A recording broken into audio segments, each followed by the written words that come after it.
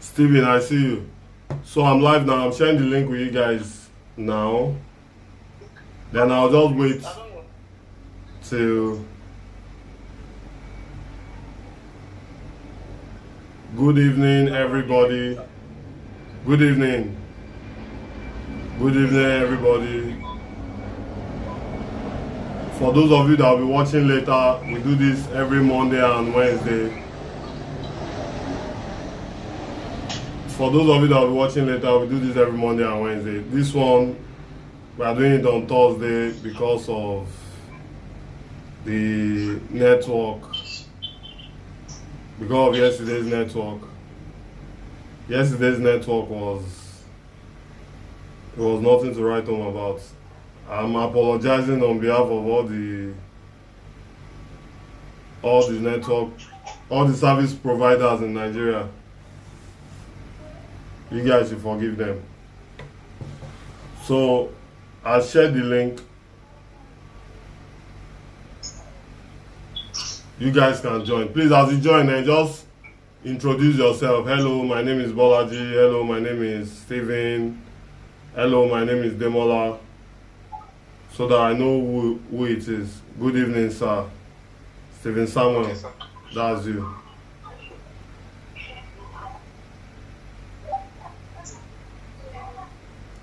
Steven Samuel. So today we won't wait till we are 10. Or once we are 5, we are good to go. All right.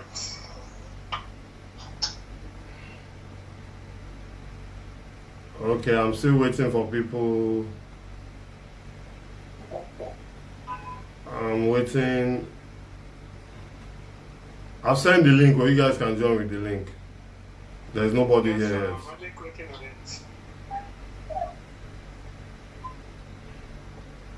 So for those of you that will be watching later, you can skip all these parts. We are waiting for people to join. Then we start.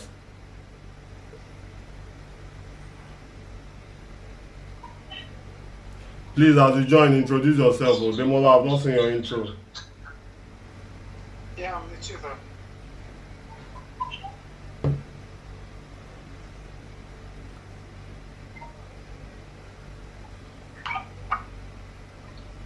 So you know the drill now. As soon as 5 people join, I'll leave the WhatsApp group. Then as soon as 10 people join, we'll start the class. Okay.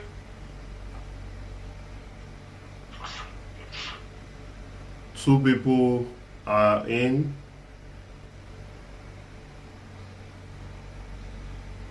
I'm going to say I'll get to the graduate. Monday yesterday's network was nothing to write home about. I think that one was general everywhere.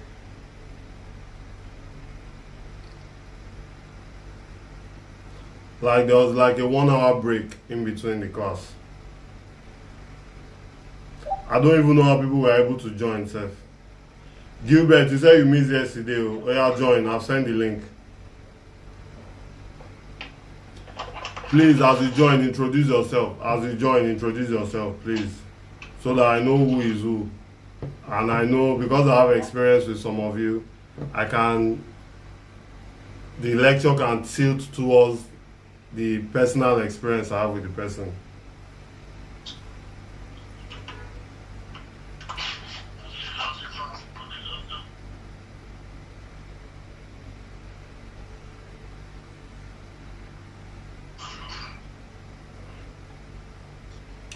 Please, as you join, introduce yourself. As you join, introduce yourself, please.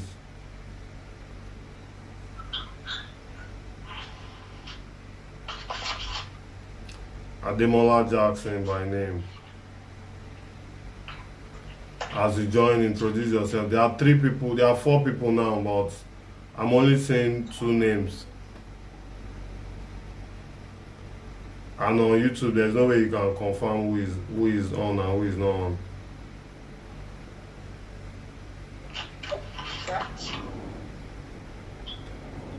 As you join, introduce yourself, please.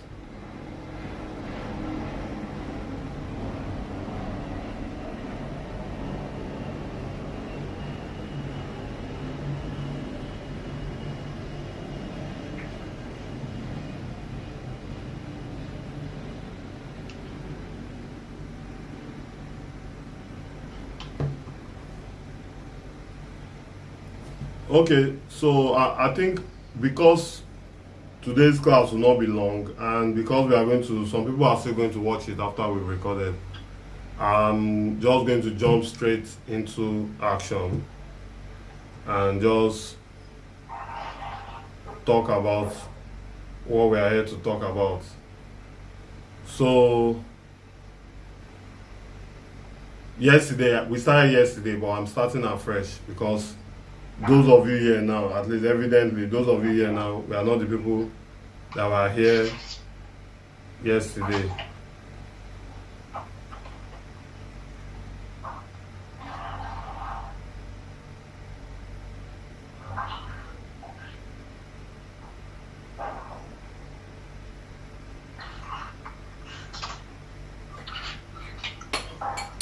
Okay, what's happening here?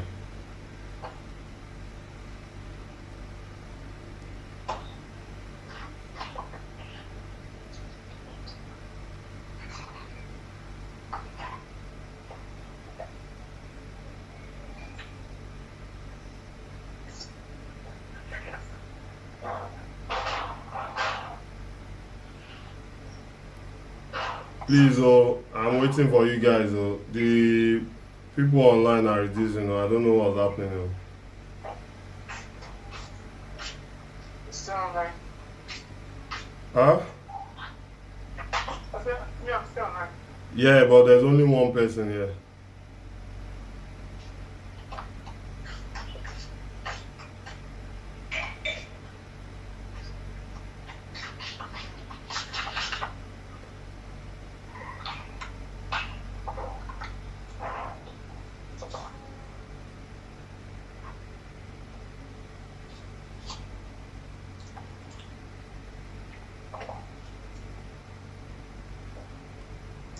Okay, I think I'll just have to start so that I don't keep, because some people will be watching much later. So I'm going to mute myself here, and I'm going to mute myself here. So whoever joins will just come on YouTube.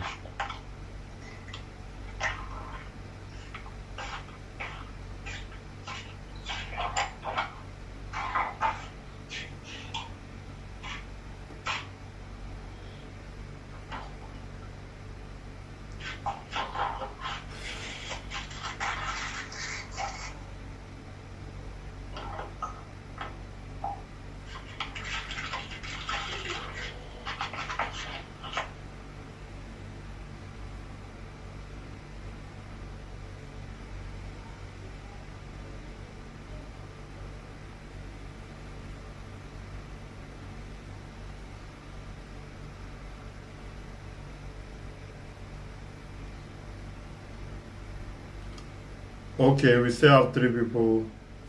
We have three people. I think I'll just go ahead with the three people. Others can watch others can watch the videos later. I'll just go ahead with the three people.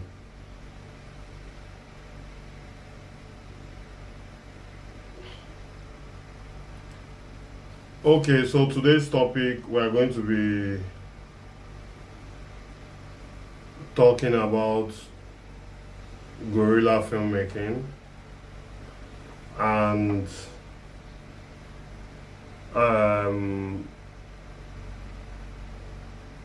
for those that don't know what guerrilla filmmaking is, it's about how to make movies or how to make something out of whatever you have. How to don't should I using what you have to get what you want. It will not be an appropriate definition, but how to. Good evening, Jay. I see you. So guerrilla filmmaking is just how to take advantage of your immediate environment, whatever you have, whatever resources you have. You don't need millions and millions and millions to make content or to even make a movie. Like I shared my personal experience. I would have done this 5 years ago, but I wanted to buy a camera. Eventually, I bought the camera. Then I needed to buy lights. I bought all the lights I needed. I bought microphone. I bought everything. This was 2022.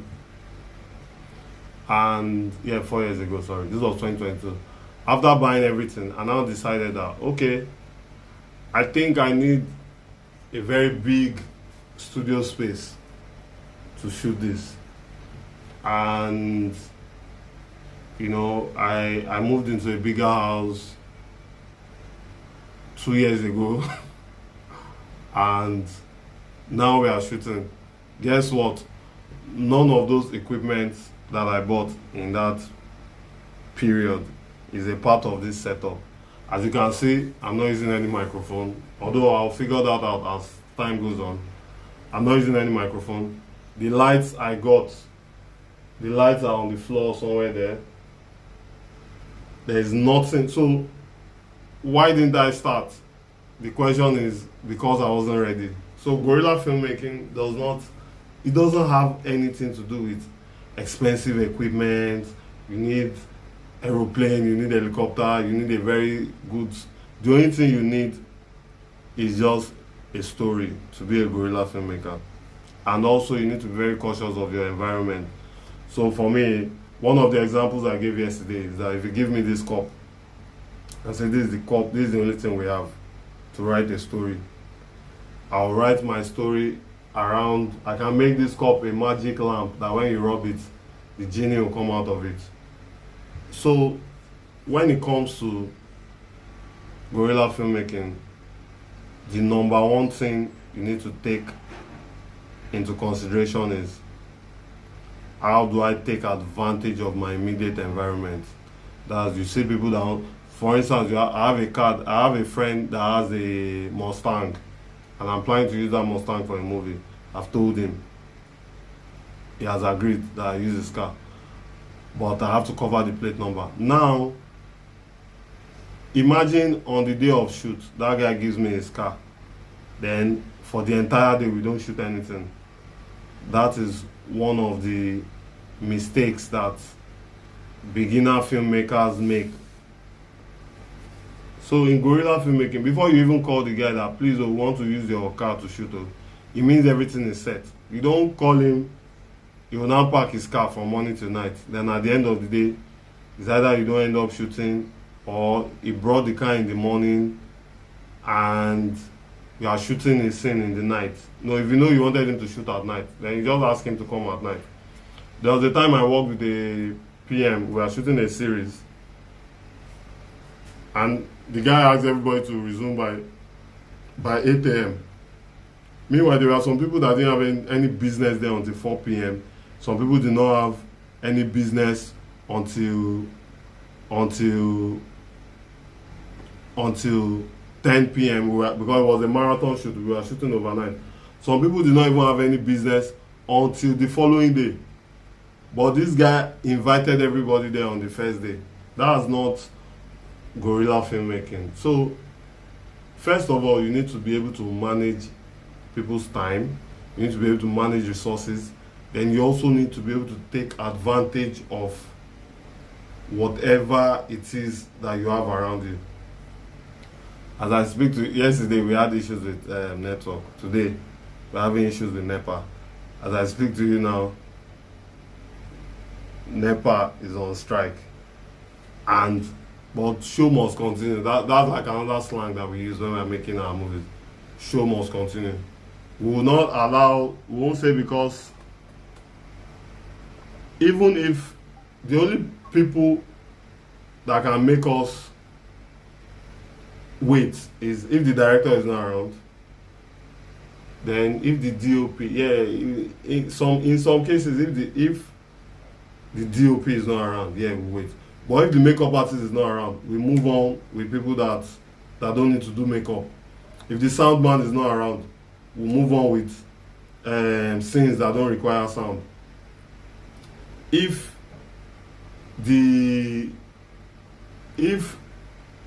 out of 10 actors, we only have 2 actors on ground, we work with those 2. We look at, okay, what are the scenes that only these two people will do.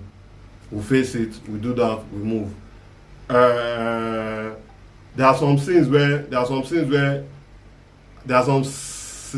where I see people waiting for everybody to gather so that we can do opening prayer.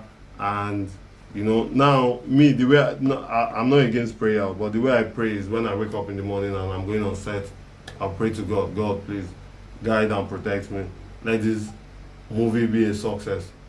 But I will not now say, because I won't say because we are waiting for, out of 10 we have to wait for everybody to come before we start. No, you won't delay my production. Okay, please guys, you have to come on YouTube. I'm leaving here now. Come on YouTube, thank you.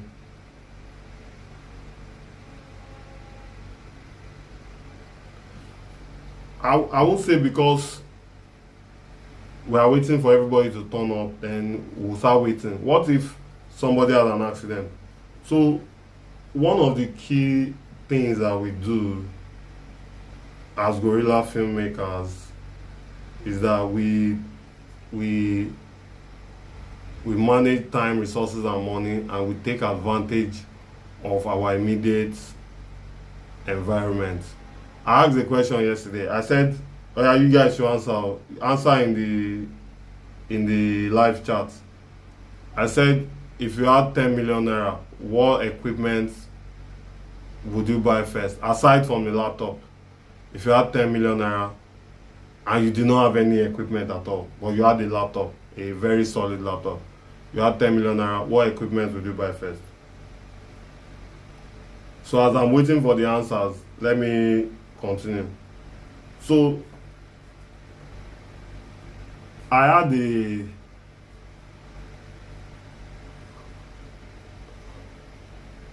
okay, Gilbert said camera.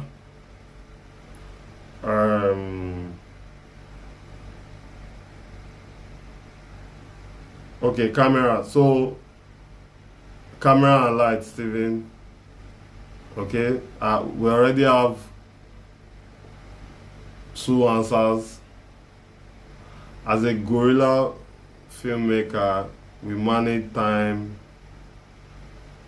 resources, money, and we take advantage of. Okay, yeah, Khadija here. Other essential suits. So please, it is very important that you know that camera is not as important as a matter of fact, I did a chat one day, and on the list of important things, your camera is number 16 on the list of important things. If I had 10 million naira, I invest in a good camera and lighting. Like I said, your camera is the least important thing. Your camera on its own. Okay, let me give an example. Please, let's just drop in the chat session. What in 2025, 2026, what was your favorite movie? By camera, I mean a good phone. Okay. So in 2025, 2026, what was your favorite movie? My own was To Kill a Monkey. Please, in the name of God, was it because of camera To Kill a Monkey was a good movie? The answer is no. So the camera has nothing to do with it. As a matter of fact, story is not an equipment we buy, although me, I pay for story, and I know a lot of people that pay for story. So aside from your story, sound and light, microphone is very key. If you notice when you go online, you see that almost every creator, they have one microphone in their front. I've priced that mic. From next week I'll buy it. There's one mic, facing their mouth, and the mic is giving us crystal clear audio. You see, aside from being okay, let me even leave there. You can actually list, for instance, this material now, this content now that we are creating now. If I you can actually be listening and not watching me if the audio is very, very good. But let's say I'm speaking Chinese now, for example, and it's subtitle. The chances that you'll be reading that subtitle is lower than, I'm not saying people read subtitle, I know a lot of people, me, I hate reading subtitles. The chances that you would pay more attention to the subtitle reading is lower than if this was just an audio class and you had headset in your head, you listen to it, especially if the audio is clean and crisp. So as a guerrilla filmmaker, your number one equipment that you want to buy is microphone, sound, anything sound is the best thing you want to buy. Now light comes in number two, because for light you can decide that you want to shoot outside during the day. And now remember that no matter the noise, once you have a good mic that has the noise reduction, noise cancellation, you can escape from all the noise, generator noise, area boys. Area boys is another thing that we'll discuss later. So camera is not even in the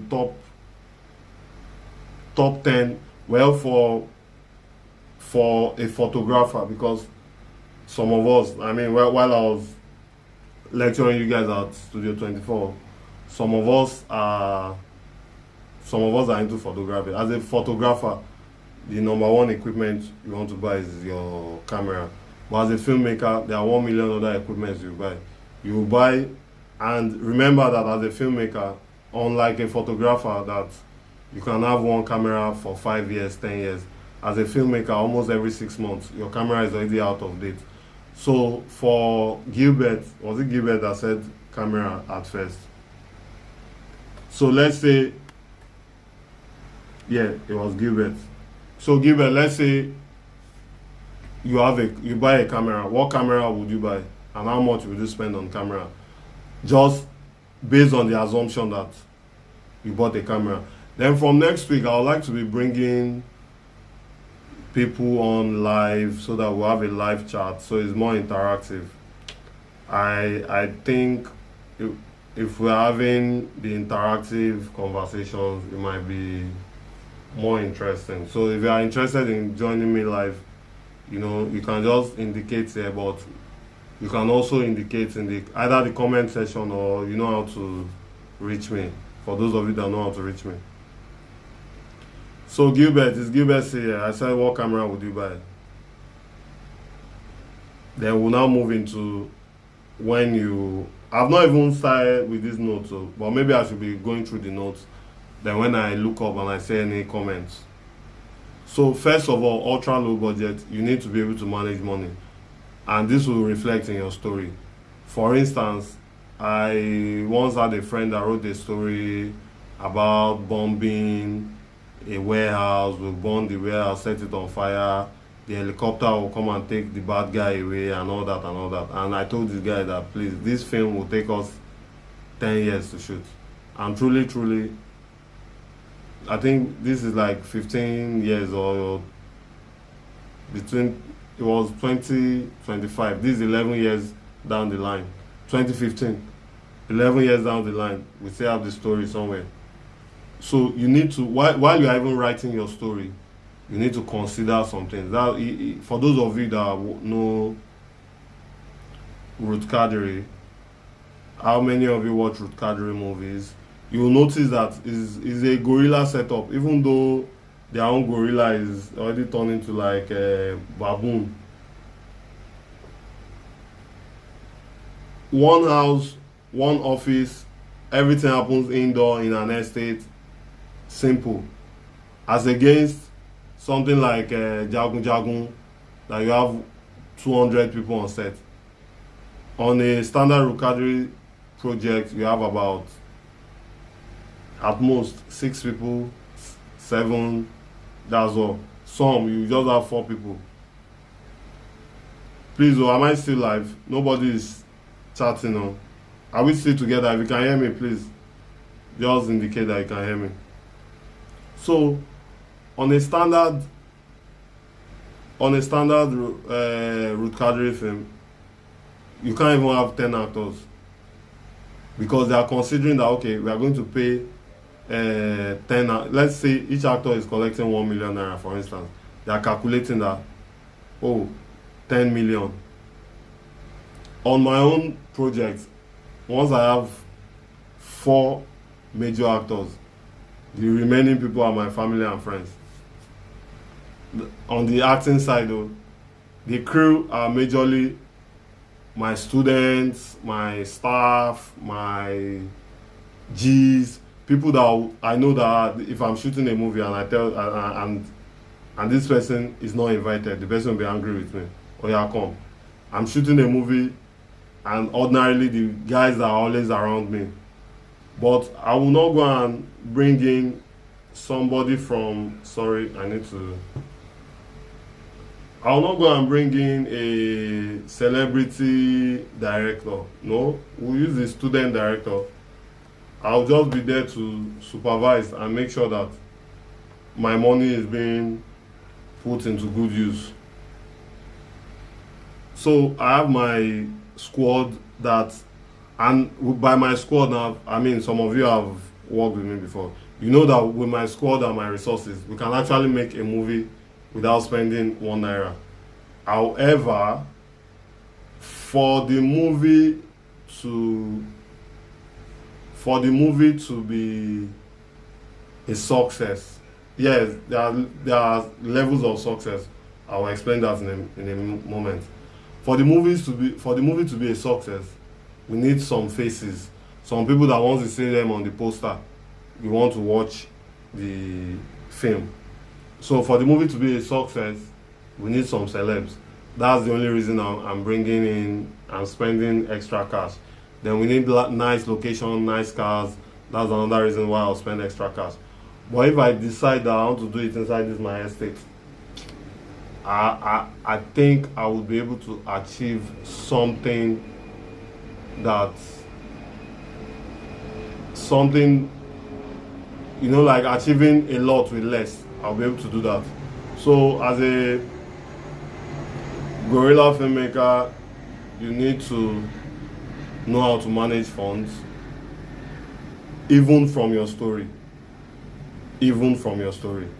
Then also DIY, you need to know a lot of DIY, like you need to be a DIY guy. Now DIY means doing it yourself.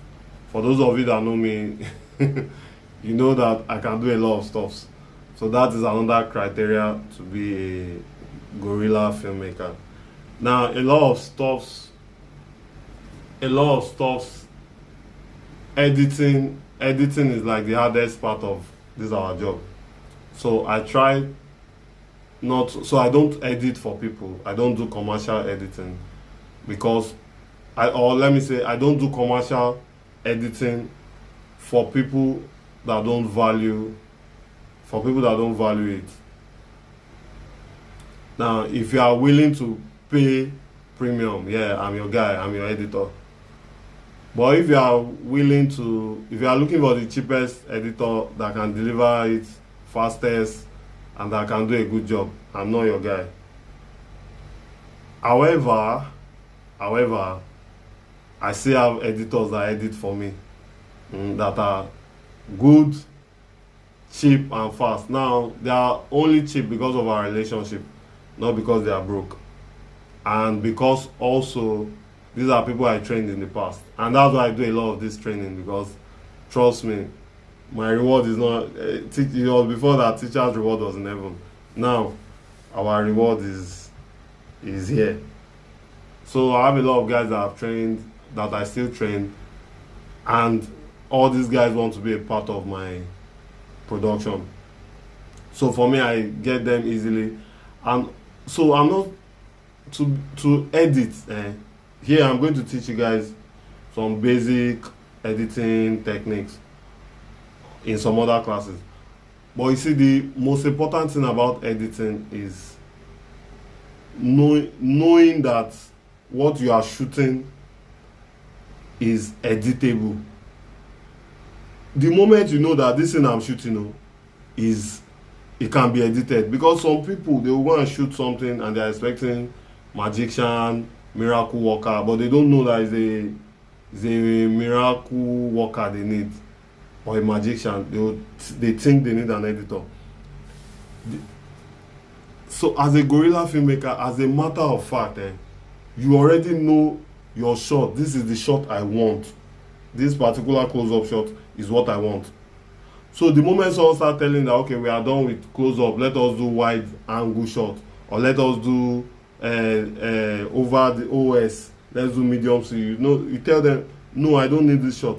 So knowing, that should be all this storyboarding. I'm going to teach you guys all those ones. So this course is a long gone. So this one is not. This one is just this is just like our intro.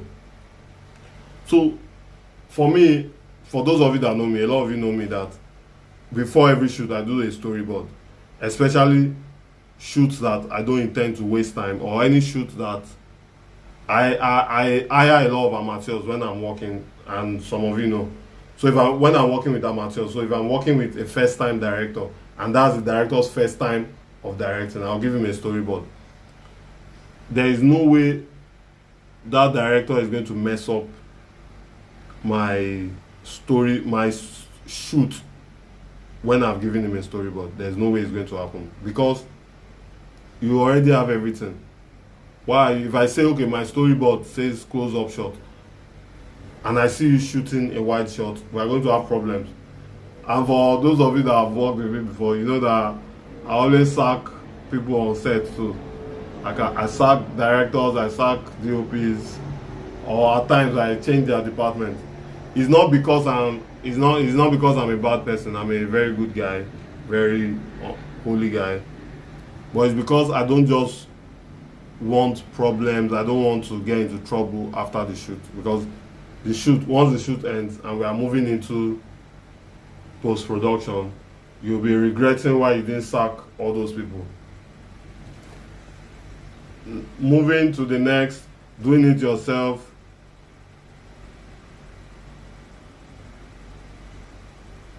So there's something I also need to emphasize on about this style of filmmaking. I am very big on production, schedule, and short list. So let's say we have 10 people to act a movie, and those 10 people now, they are all celebs, and we are going to book. That means we are going to book 10 hotel rooms, and we are going to cook 10 plates of food, minus the crew members. So remember that the crew members will be there all day, all week. Now, there are some of these 10 people that will only be in hotel for only one day. Some people might not even need to stay over. They might just come in the morning. They have 2 cents. You do their 2 cents, let them go.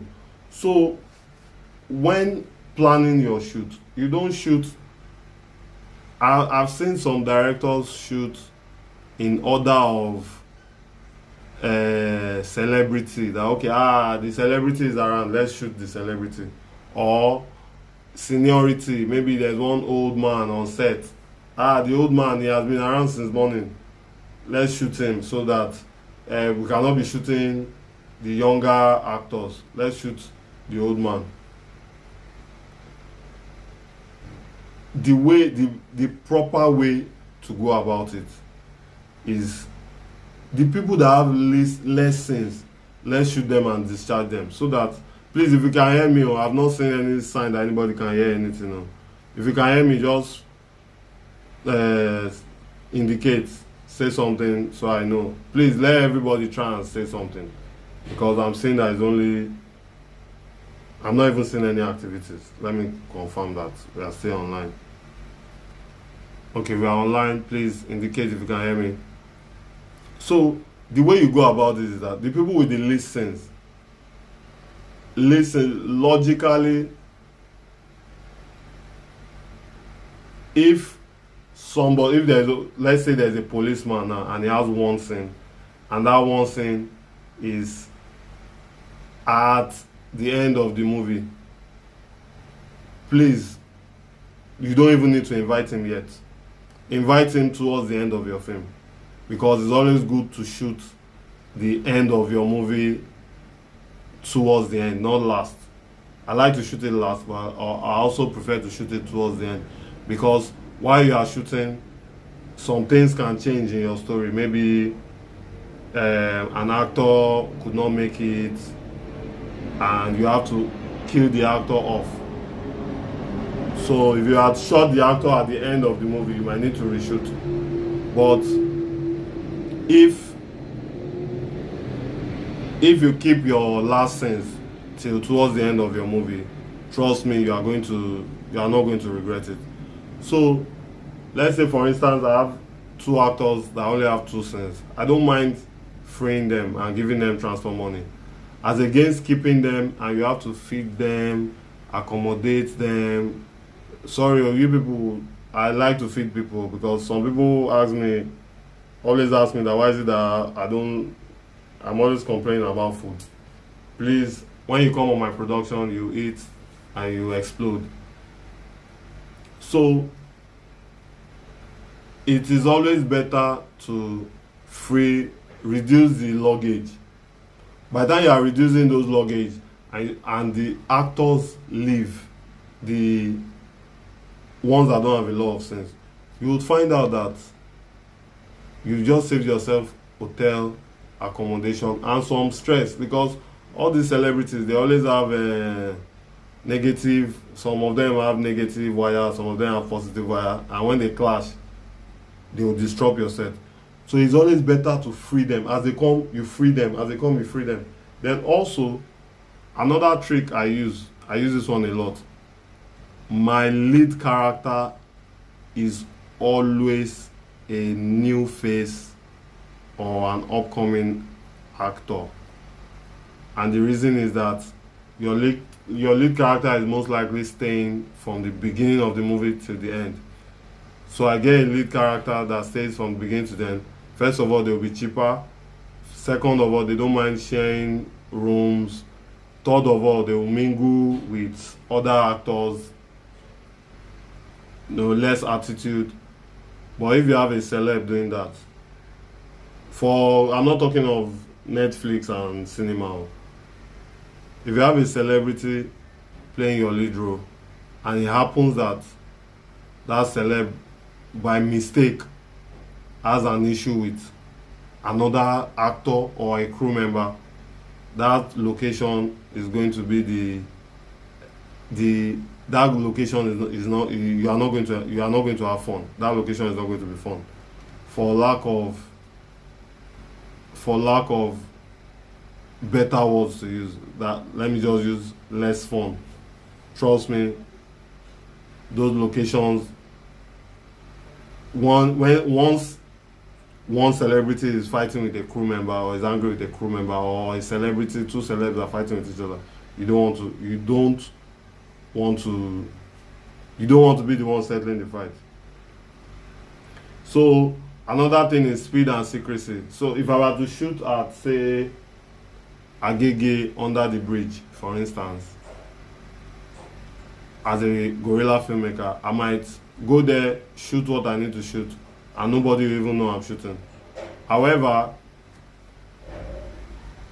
on a larger budget project, you'll find out that they'll need to write letter to the chairman of Agege local government, the area boys, you call them, you give them money, last man will be there, VIO will be there, lawman will be there, police will be there, road safety will be there to control traffic. You have all those people, and there's a way we calculate profit in this industry. There are some faces that you put in your movies that you know that, okay, with this face I should be able to get a certain number of views if I put it on a particular platform. So there was a movie I did with Libra TV. We used some actors because we knew that these actors would not give us less than 500k views. Now, by gathering all these actors, now I knew that by the second week we will have 500k views. Now that 500k views, when you translate it to money, is not really a lot. It's a lot of money, but it's not really a lot by the time you consider how much you spent.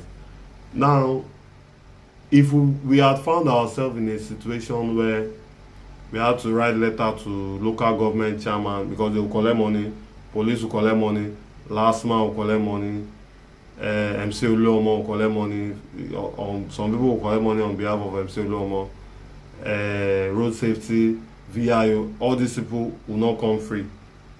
Now, if for some miracles they come free, the area boys will not collect. They won't. You don't do stuff around the area boys free of charge.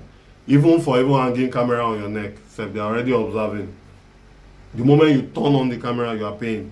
So there are techniques. For me, if I'm to shoot in those kind of scenarios, I use a GoPro camera and a magnetic clamp that we come in, we go out.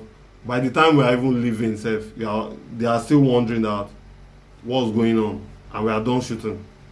So the secrecy and speed that we because if I just go and stand at Agege under bridge and I'm making calls and waiting for others to come, how far, where are you now? Motiwambe.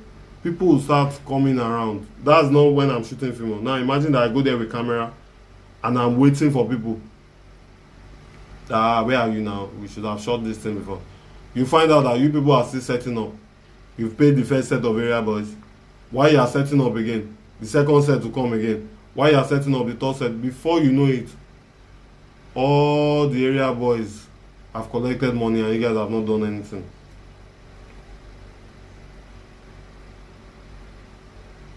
So you guys can start throwing in questions though. I don't want to bombard you people too much. Now, moving to the advantage of guerrilla filmmaking, you have creative freedom. Creative freedom in the sense that the person engaging you knows that there's no money involved. You know that there's no money involved. So there are times where you have to tweak.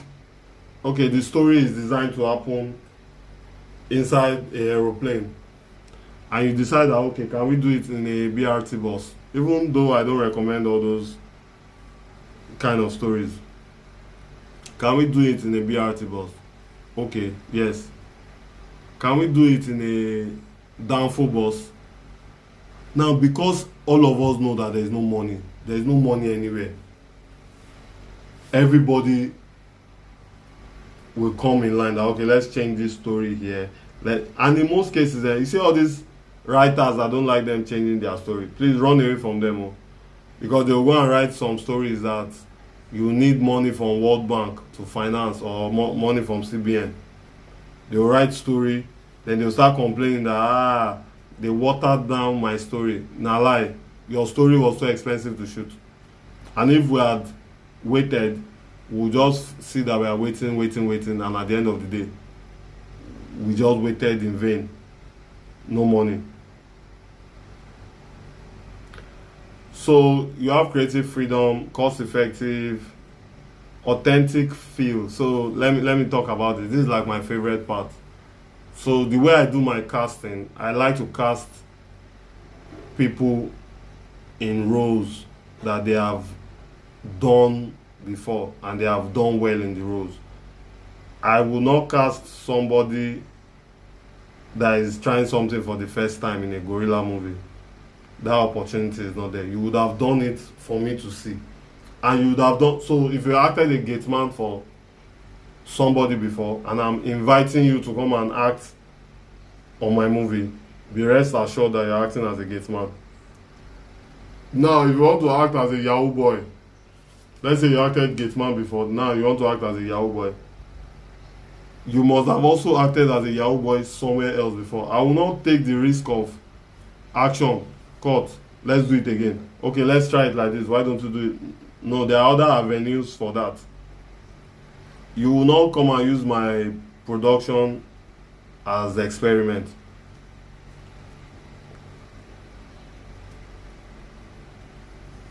Okay, so that's the authentic feel. The everything is real. Everything here is real. The people have acted that role times without number, but now they are acting it in another way. Now the locations are real. We are not building any sets. We are not well except for in situations where we are doing police station or we are doing what do you call it? We are doing a police station, hospital. Those ones we cannot go to a real hospital. We'll just set it up somewhere. Police station, we'll just set up. That's why I see that a lot of YouTube films, you never see the police counter. The only thing you see is the interrogation room and the only thing you just see the interrogation room and DPO's office. The reason is because there is no police station anywhere. Interrogation room is very easy to set. You can just use this my table for interrogation room. Also, the DPO's office, you can use any office as DPO's office. Then police uniform, that one you have people that rent them. However, I don't like shooting. I prefer to shoot police on mufti because of all the paperwork that you need to do to get people to wear police uniform. The headache is too much. Then the flexibility and quick decision making. Because we all know we are making a guerrilla film, there is no point waiting for final. The director, the producer, these are the two people that have the final say. You cannot say because okay, there was a movie one time where we needed somebody to act. We needed a newborn baby, yeah, but the child we saw was about 6 years old. We had to start working our story because that was the only child. There was nobody will even give nowadays. Nobody will even give you a newborn baby to act film. So your decision making has to be sharp, not. And again, I mean this when I say this, not the first thing that comes to your mind, because some people are fast thinkers. The first thing that comes to their mind, they go with it. The first thing that comes to your mind is not always the right thing. So your decision making sharp.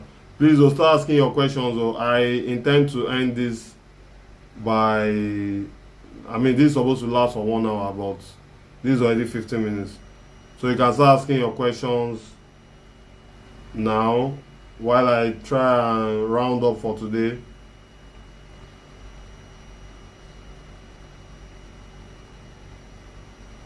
So the disadvantages, because I mean we always have disadvantages, but in most cases the disadvantages of guerrilla filmmaking is why we are in guerrilla filmmaking anyways.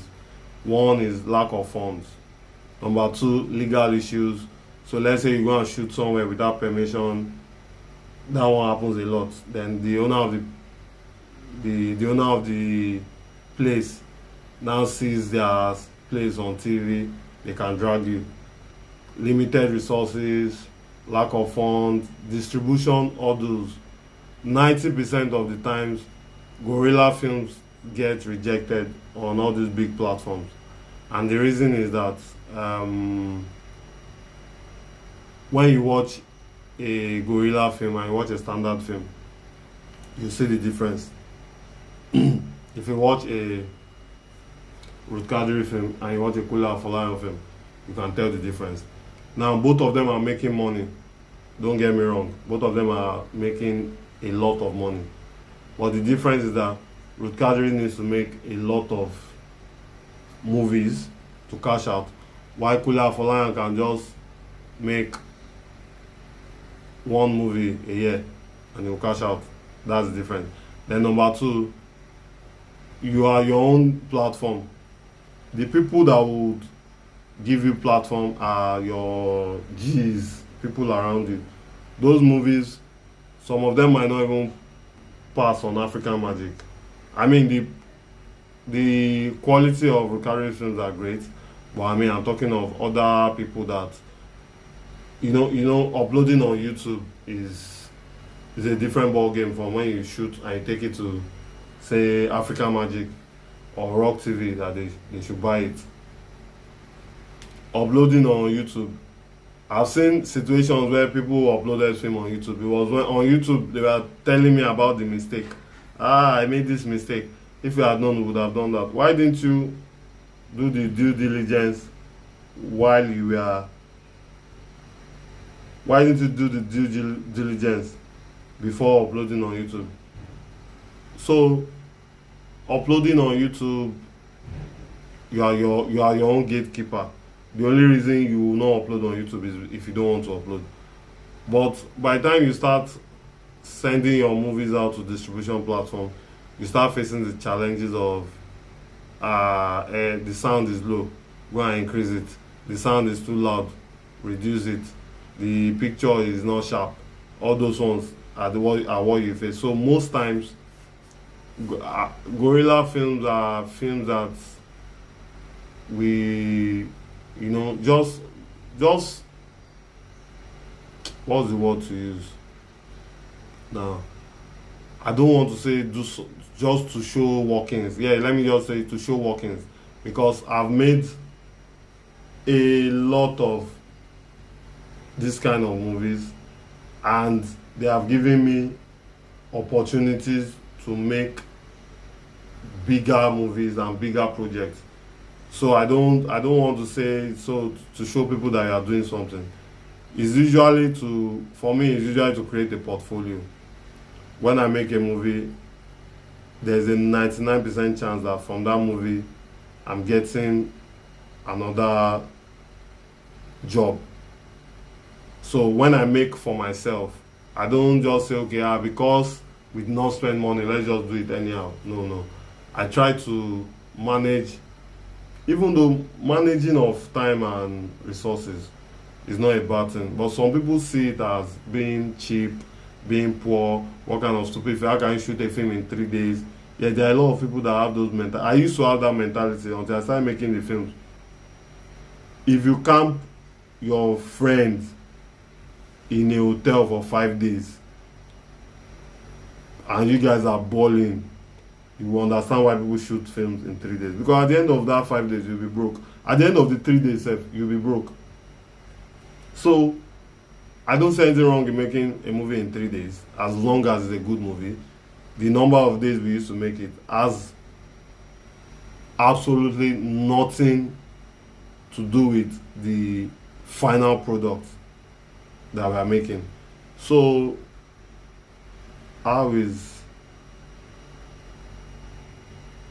No, Roots, Kadri, Roots, R-U-T-H,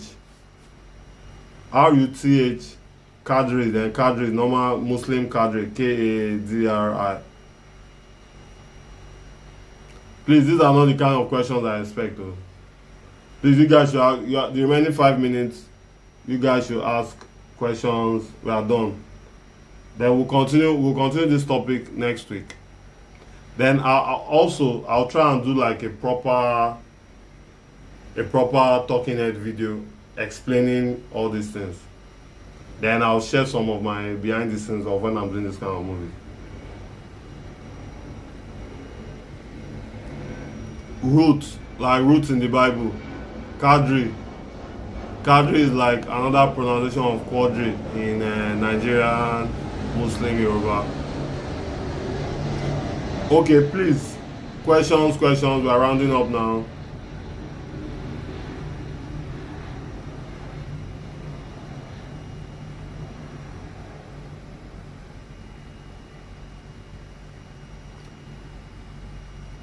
Who are those that are still online?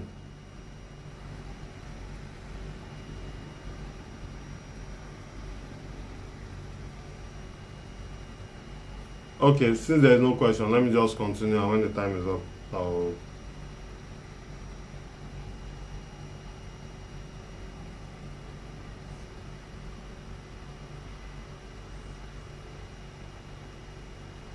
Yeah, there's something I forgot to mention. On a gorilla set, you have people doing multiple things. So let's say on a traditional set, you have a director, a DOP, and two cameramen. You have the lights guys, the sound, makeup artists, the PAs, the costumer, the editor, DIT, then the editor comes around. So on a gorilla set, most times you find that the director, the DOP is also handling a camera. I mean, DOPs handle camera a lot. So you find the director might even be a cameraman, or the director will be the editor. Then there is no DIT, because either one of the camera guys is also the editor, or there's an editor that is also assisting them in doing other things, or one of the PAs is handling the second cameras. You have those happening a lot. So instead of gathering a 12-man crew team, for me, I'll just have like 6 people, and all these 6 people, in most cases they will be amateurs. That's for me. In most cases they will be amateurs. I can take that risk because I'm very good at monitoring. I know when somebody is doing rubbish, for instance, even without going to actually check for what they are doing. I can sense it. I can feel it when somebody is doing rubbish from afar, or when someone is confused. For instance, if a cameraman is trying to set the camera and is confused, you can tell that he's confused just by looking at his face. So, and when someone has confidence, if it's something he has done before you, so I'm very good at taking all those risks. And because I've also, I have experience in all these fields as a cameraman, editor, director.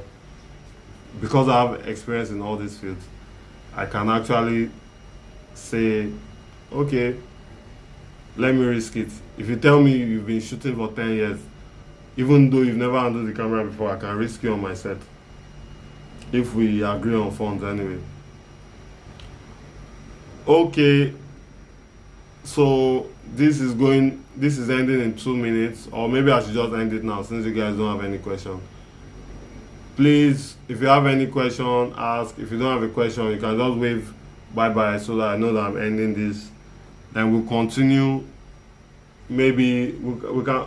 I think I should just do a video. I should just do a video explaining what guerrilla filmmaking. I should just do like a 10 or 20 minutes video. What do you guys think about the video? Then if you guys would like to join me on the live chat, please, I'll send the requirements. You must be fine. Your house must be fine. You must have ring lights. NEPA must not take light. I'll send a list of do's and don'ts. Okay, we have 1 minute to go. Any question? Okay, since there's no question, I guess we'll have to end it here tonight, and I'll see you guys. Okay, Gilbert said the video is fine. So we have to end it here tonight, and I'll see you guys next week, Monday. Thank you for your time. Gotcha.